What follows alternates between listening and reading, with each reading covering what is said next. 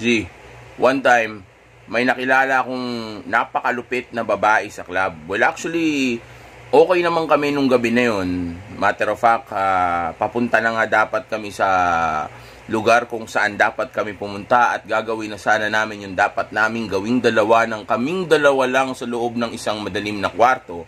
Kaso ang problema, G, ang tanga ko nung gabi na yun. Okay? Nandun na sana kami, nung nasa loob kami ng club, kapit na ng kapit sa akin yung babae, yung mga salita na lumalabas sa bibig niya, halatang elbog na elbog at nagiinit na. Tapos yung body language, kung paano ko yakapin, tapos sinahalik-halikan na ako sa leeg. Kumbaga, okay na sana lahat. Okay? Ipapasok na lang yung sasakyan sa loob ng parking. Kaso ang problema, nagkalat ako. Actually, nagkalat ako, hindi naman doon sa mismong sasakyan o doon sa parking, kundi nagkalat ako sa loob ng club. Okay? Kasi habang kasama ko siya o habang nag-e-enjoy kaming dalawa sa loob ng club kung saan ko siya nakilala, okay, na actually wala ni isang gustong lumapit sa kanya doon kasi lahat sila ay nai-intimidate dahil sobrang lupit nga ng babae, dahil ito ay isang modelo, okay, na kartada 9 o Gs. Okay, nasa sa inyo na yan kung paano ninyo i-rate yung babae na yun kapag nakita ninyo. Pero para sa aking kartada 9 OGs itong babae na ito. Okay, itong nakilala ko na ito. Okay, na yun nga, ang nangyari nga sa amin ay okay na sana kami nung gabi na yun, nung nakilala ko siya. Okay, lupit ko nun, wala ni ibang makalapit doon kasi nakaka-intimidate talaga yung itsura nun para sa iba. Pero dahil malakas ang loob ko at kumpiyansa ako sa sarili ko, dahil alam ko ang female nature at game, pero hindi pa ako ganun ka-expert ng mga time na yon. Medyo nag-struggle pa ako ng konti. Kumbaga, kumakapa-kapa pa ako ng mga tama at mali ng mga time na yon nung nakilala ko siya. Okay, at dahil nga doon, ang nangyari ay nagkalat nga ako. Ngayon, paano ba kasi ako nagkalat? Ganito yon mga G. Okay naman na sana lahat. Kaso ang problema, habang magkasama kami at nag-i-enjoy kami, bigla akong nakilala yung mukha niya. Okay, bigla akong naalala kung sino yung babae. Nakilala ko pala yung babae na yun. Hindi man personal na nakapag-usap kami, okay? Pero ilang beses ko na siyang nakita sa mga event at lalong-lalo na sa trabaho ko, okay? Sa trabaho ko, mga G. Ngayon ang tanong, bakit siya nandoon sa trabaho ko? G, simple lang. Ex siya ng dating katrabaho ko na actually hindi ko naman ganun ka-close kasi parte siya ng kabilang grupo o ng kalabang grupo namin sa sales, okay? Doon ko nakilala yung ex-boy, doon ko nakikita yung ex-boyfriend o yung boyfriend. Actually, hindi niya pa ex. Well, hindi ko sure kung ex na niya yun, okay? O sabihin natin sila pa nung mga time na yun. Pero ang point ko doon is, yun nga, kilala ko yung boyfriend niya. Naalala ko at dahil nga medyo nakainom ako, ito, wag kayong maglalasing at wag kayong masyadong iinom kapag may kasama kayong babae kasi mag-guard down kayo o baka masira pa yung focus niyo habang may ka-date kayo. Tandaan nyo, may game na nangyayari. Lalo na yung nakilala ko na yun ay random o hindi ko pa ganun kakilala talaga o doon ko lang nakilala yung babae na iyon. Okay, so hindi ka pwedeng basta sumablay o mawala yung focus mo dahil nga may nangyayaring laro. Okay, tumatakbo yung laro. Kaso yun nga, nung time na yun, medyo nakainom ako, hindi naman ako ganong kalasing. Pero dahil medyo nakainom ako, at naalala ko yung mukha ng babae na, teka, nakikita ko to sa trabaho namin, pumupunta doon, sinasama to nung katrabaho ko, ay siya nga yun. Okay, biglang pumasok yun sa utak ko, sa sobrang daldal ko, mga G. Okay, me and my big mouth, okay, nagkalat kami nung time na yun. Ang ginawa ko, inopen up ko sa kanya, sabi ko sa kanya, teka, parang familiar ka sa akin. Kilala mo ba si Philip? Ayan, sabi ko, kilala mo ba si Philip? Sabi niya, sinong Philip? Sabi ko, yung dating nagtatrabaho sa sinabi ko lang, yun na yung kumpanya, hindi ko na sabihin sa inyo, okay? Yeah, si Philip yung dating nagtatrabaho sa katrabaho kasi dati yun kakilala ko yun. Nagsabi ako ng ganon. After ko sabihin yun, hindi naman niya dininay. Sabi niya, oh yeah, that's me. Sabi niya ganon. Oh, ako nga yun. Sabi niya ganon yung madalas kasama ni Philip. Tapos nagbulungan na sila nung kaibigan niya, nung ibang kasama niya. Tapos unti-unti yung babae ay unti-unti nang nawawala ng gana sa akin. Hindi na kumakandong, hindi na yumayakap, hindi na nagfo-flirt sa akin, hindi na ganun sabihin natin kainit yung approach niya sa akin. Tapos mas madalas na ang kausap niya ay yung mga kasama o yung kasama na niyang babae. Hindi na katulad nung una na sa akin siya dikit ng dikit, picture ng picture kasama ako, halik ng halik sa pisngi ko dito, tapos inahawakan ako kung saan-saan, tapos kulit ng kulit sa akin, sinasayawan ako. Hindi na siya naging ganon. Naging malamig, G. Okay?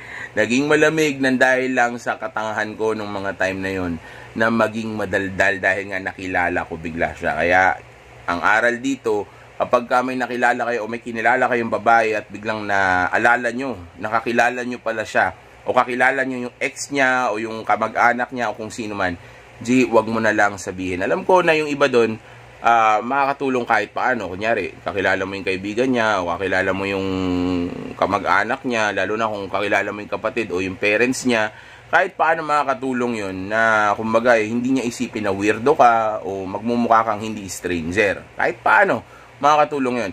Pero mas mabuti na isara mo na lang yung bibig mo, wag ka na lang magsalita, hayaan mo na lang na siya ang maka-figure out nun. Okay? Kahit na iniisip pa na makakatulong yun. Kasi nga baka sumablay pa. Baka mamaya ayaw pa lang niya na malaman na ginagawa niya yun sa labas. Okay din, ano mangyayari? Tatablahin ka lang niya. Katulad nangyari sa akin nung gabi na yun, ang nangyari, hindi katagalan, umalis din yung babae kasama yung kaibigan niya. Nagpaalam na lang sa akin. No? Tapos, yun lang.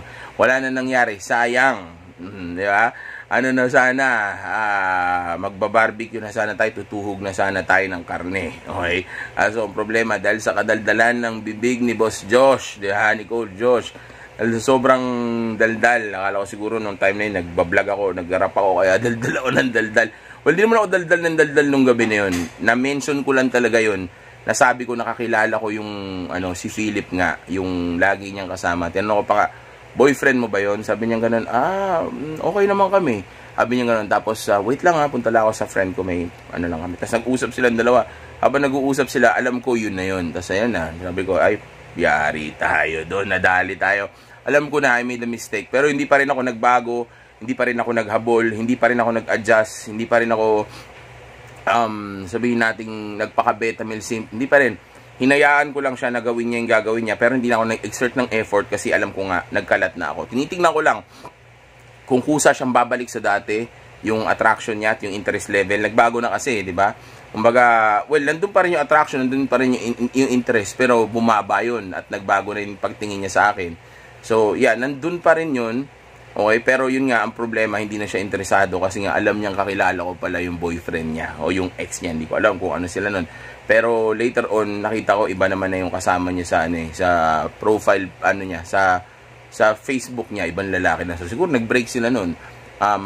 Hindi ko makakilala masyado yun Sa totoo lang, hindi ko nga nakakabatian yun. Nakikita ko lang talaga sa office. Okay, siguro, naghiwalay sila. Pero ang point dun is, ayaw niyang ipaalam yun. Kasi baka mamaya malaman ng lalaki na yun, o malaman ng mga kakilala nila, di ba, alam mo, malalim na samahan sila ng mga tao dun sa, sa circle na yun. So, ayaw niyang masira siya. Baka magkakakilala niya ng mga parents nun. Baka may malalim na dahilan, di ba? So, kaya nung nalaman niya sigurong kilala ko yung boyfriend niya o yung lalaki na yun, yun na nga, nag-alangan na siya. Kasi ang babae, importante sa kanila ang reputasyon. Tandaan nyo, napaka-importante para sa babae nang may in-group siya o kasali siya sa isang grupo para lang mag-survive. Kasi nga, ang mga babae ay weaker species. Ayaw nila nang napapaya sila, ayaw nila nang nawawalan sila ng grupo o may mga tao na tumatalikod sa kanila. Okay? So sa moment na yon, yung survival na niya ang inisip niya, hindi na yung sarap ng ng trip niya sa mga moment na iyon. Okay? And nangyari yon dahil nga sa kakabuka ko ng bibig ko. So as much as possible, pag may kasama kang babae, dapat tahimik lang, dapat i-limit mo lang yung sasabihin mo. Okay? Tinuturuan ko naman na kayo kung paano gagawin yan, di ba? Actually, nga yung mga tinuturo ko palagi sa inyo, yung mga tamang dapat gawin at yung mga hindi dapat gawin. Kasi dyan talaga galing lahat ng tinuturo ko sa inyo. Yes, red pill yan, pero lahat na itinuturo ko sa inyo ay galing sa experience ko. Hindi ako nagtuturo sa inyo nang hindi ko na-experience o hindi ko ginawa. Marahil, naaral ko yung iba sa iba, dahil syempre dami ko nang natutunan simula ng bata ako, okay? Pero, ginawa ko pa rin yun bago ko ituro sa inyo. Kumaga, hindi ko basta itinuro sa inyo yun kasi natutunan ko lang, kundi ginawa ko kasi yun. Kumbaga, proven ko yun na mag-work yun. At ito, proven ko to na hindi to mag-work. Okay? Wag na wag ninyong i-mention, o wag na wag kayo magiging madaldal at i-mention ninyo doon sa babae. Nakakilala nyo siya o kakilala ninyo yung kakilala niya para wag sumablay. Hayaan mo na lang na malaman niya yun someday. Pero sa ngayon, kilalanin mo lang siya ng tama nang wala kang mini-mention na kahit sinong kakilala ninyong dalawa. Hayaan mo maging misteryoso ka, hayaan mong maging maging sabihin nating isang tao ka na dapat niyang i-figure out, okay? Isipin ka niya, mag-wonder siya sa'yo, hindi yung katulad nung alam niya na ako sino ka agad at alam niyang delikado siya sa'yo. O delikado siya, baka masira pa siya kapag tinuluyan ka niya. Okay, so isara mo yung bibig mo, ituloy mo yung date, enjoy mo hanggang sa makarating kayo kung saan dapat kayo makarating. At wag na wag ninyo akong gagayahin sa moment na iyon. Okay, so kilalanin nyo na yung babae. Hi, my name is Josh. What's your name? Pag nakilala mo na, sige, kung gusto niya sumama doon, go ahead, nasa kanya yan. Kasi hindi naman ako dumidikit sa kanya nung gabi na eh. Siya yung dikit sa akin eh. Kaya ramdam ko yung pag-pullback niya eh. Noon ang lamig, ramdam na ramdam ko. At alam ko na, sabi ko, I effed up. Alam ko na yun. As yun, tumahimik na lang ako sa gilid. Di na rin ako milala ng iba na wala na rin ako sa mood. Tapos nung umalis na sila, umalis na lang din kami nung tropa ko. Kasi alam ko, nasira ko yung gabi na yun. At yung tropa ko, panay kantsaw sa akin. Kasi nga, sabi niya, kala ko ba, ano na kayo nun? Init na init nung una na nangyari. Hanggang sa kinwento ko sa kanya. Yun. And doon ako binanatan ng tropa ko doon sa pagkakamali ko na yun. Okay, so stay away from that. Mag-ingat sa mga topic, politics, baka mag-away pa kayo, maka Bongbong Marcos isa, maka Duterte yung isa. Okay, so lumayo sa politics, lumayo rin sa religion, baka mamaya yung isa deboto ng iglesia, yung isa deboto ng katoliko, nag-away pa. Okay, so lumayo sa mga ganyan, lumayo sa mga bagay o mga topic na pwedeng magkaroon kayo ng hidwaan o division. Okay, dahil ang goal natin dito is mag-unite nga kayo eh. Kumbaga mag-match kayo. So paano kayo magma-match kung sa politics o sa religion eh hindi na. So mag-aaway lang kayo. Baka yung pa maging red flag para hindi kanya tuluyan. Di ba makita niya, maka Marcos pala to. Duterte ako. Ayoko dyan. O di ba? Baka ganun pa mangyari. At tulad nun nangyari sa akin. Okay, so isara mo yung bibig mo o kakilala mo siya o nakita mo na siya. Pero yariin mo muna bago mo sabihin yun o hayaan mo na siyang makaalam nun. So importante mayari mo muna. Pag nalaman niya na ikaw pala yun at nayari mo na, may mas maliit ang chance na umalis siya kasi nayari mo na.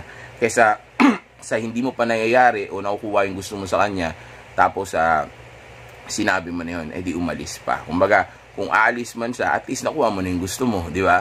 Kung sasabihin mo man yun sa kanya, at least nakuha mo na yung gusto mo. So meron na siyang hahabulin sa'yo ngayon. Kung di man humabol, okay lang. Di ba? Thank you. Dahil nakuha mo naman na yung gusto mo. Nag-enjoy naman kayong dalawa. So magpasalamat na lang kayo sa isang enjoyment o isang session na nagpasaya sa inyong dalawa. Pero wag na wag mong sasabihin, nakakilala mo siya o kakilala mo yung mga kakilala niya sa umpisa pa lang. Dahil pag ginawa mo yan, malaki ang chance na sumablay ka. Okay? Pero again, ang pinaka-importante, ang dapat na focus natin is grind and purpose, self-improvement, at yung pag-abot mo sa tunay mong potensyal. At laging tandaan na SafeX is the best X. Enjoy! Stay!